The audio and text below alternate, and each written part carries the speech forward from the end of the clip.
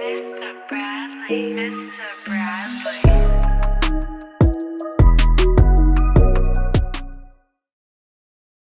What's good, y'all? It's Mr. Bradley, and today I'm going to be sharing with you guys the secret software that I use that helps me get cleaner mixes that sound good on any set of speakers, any set of headphones, any streaming platform. It doesn't matter. It's legit made my confidence skyrocket since before I was using it. And that software is Sound ID Reference by Sonarworks. Now, some of you guys may have heard of it before, but it's pretty low key. It's pretty under the radar as far as what I've seen. And disclaimer, no, they're not paying me to make this video. It's not sponsored. I don't have affiliate links, nothing like that.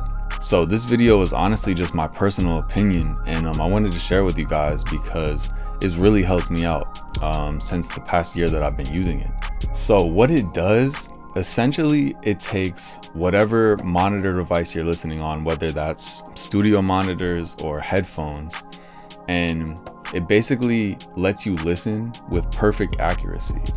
So essentially the technology is basically just taking the frequency response curve of either those studio monitors or the headphones and sort of applies an inverse EQ curve to essentially just like flatten out the monitors. If you guys want to learn more about it, obviously, go check their website to see like the actual technology and everything like that. But for now, let me just take you guys into an actual project I worked on for a mix session and show you how I use it.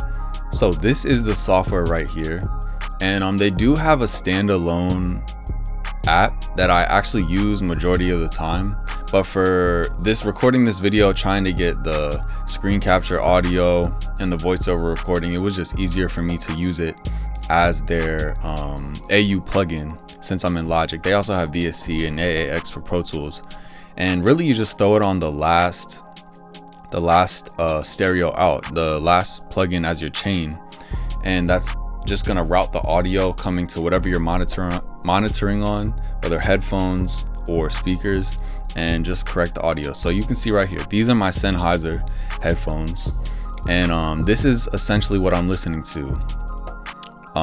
Pretty much flat except for in the bass range, but that's because I have the filter set to mix phase. You can set it to linear and get it even closer, but for me, I just prefer to have it on mixed and zero latency. Zero latency is a little bit more inaccurate, but still like very good. I just prefer to be in mix because I don't notice that much of a difference in latency. So let me show you guys. You can turn on different curves right here. So let's take a look at what I was listening to prior to Sound ID. And these are the frequency profile for my Sennheiser headphones. You can see like the bass is almost 3 dB boosted from like 100 to 300. And look at this, right at 2K, crazy dip, almost 6 dB. And just very spiky, very inaccurate. It took me so long to get used to these headphones prior to using this, and I still was not confident at all when I was mixing in them.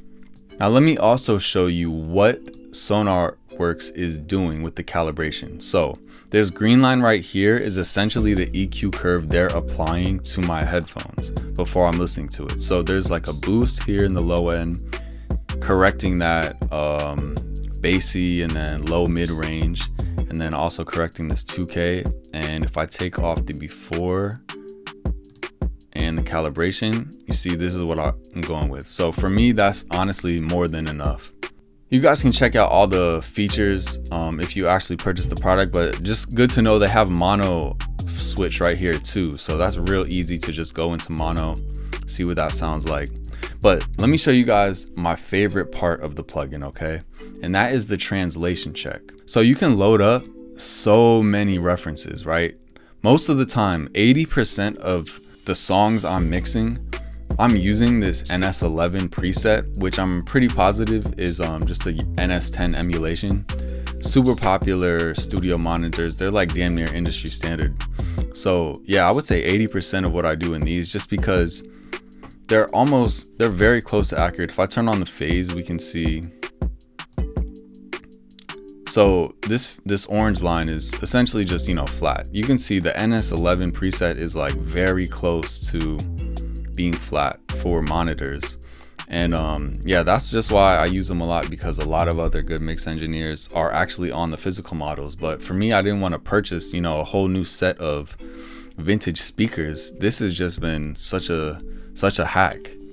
Also, let me show you guys, this Mixcube preset is super fire too.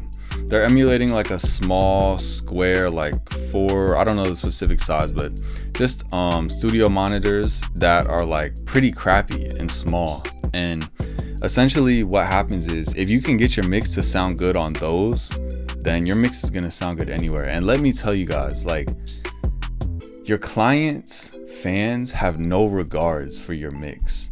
I'm sure you guys know this firsthand, but bro, they might play that out of like a Bluetooth showerhead speaker or something crazy, you know what I'm saying? Something from Amazon, just the worst type of audio quality. And if you can get your mix to sound good by running it through these translation checks, then it'll be good anywhere. And they have so much more than just studio monitors. They have smartphone average, over-ear, on-ear, in-ear headphones. They got laptops, MacBook Airs, MacBook Pros. They have car systems, luxury car systems. They even got Sony, Samsung TV averages. Nah, man, this app is like honestly life-changing. So yeah, really just, use as much of these translation checks if you can. And honestly, this saves so much time, because normally you would have to bounce that and then play it back on any device you can find in the house. And shoot, you might only have your phone and your laptop, and like honestly, that's not good enough nowadays. People are like I said, playing it anywhere. They have no regard. So this just makes sure that it's gonna sound good wherever it's being played, in the club, on a stage, on perfect monitors, on phones, laptops, or wherever.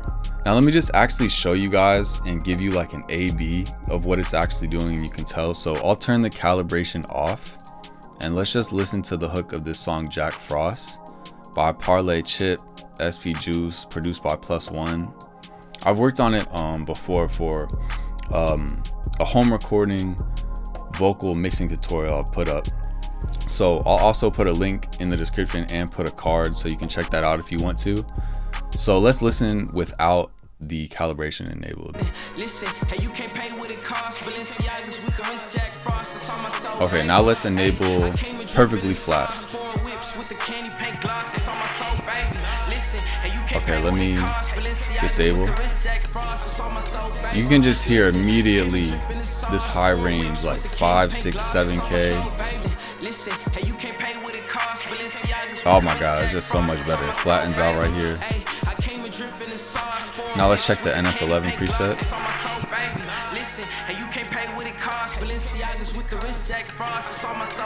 So yeah, you can hear definitely some high end, a little bit gone, but honestly, if you mix on NS11s, or NS10s, and it's sounding good, then you can almost be sure it's gonna sound good anywhere else.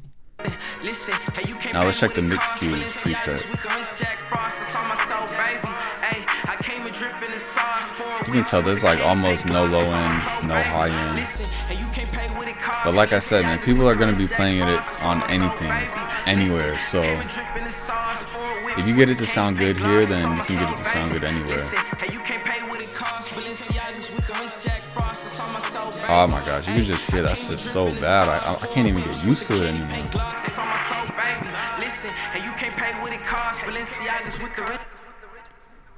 So yeah, those are just running through some of the presets, the ones I use mostly on a daily basis. Sound ID was just honestly game changing for me. Like, the confidence I have now just never even existed before. And if it was going to exist without using this, it would have taken me years probably. And honestly, I just didn't have time for that.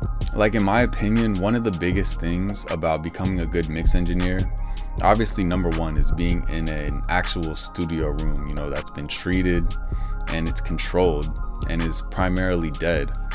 But for most of us, that's not the case. And for me, that's definitely not the case. You know, I took some time to treat it with 2-inch foam and things like that.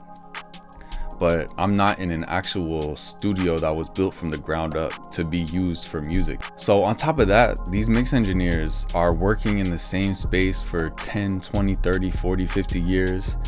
They're trained their ear to know the frequency response of their monitors for the same amount of time, their headphones, whatever they're using, right?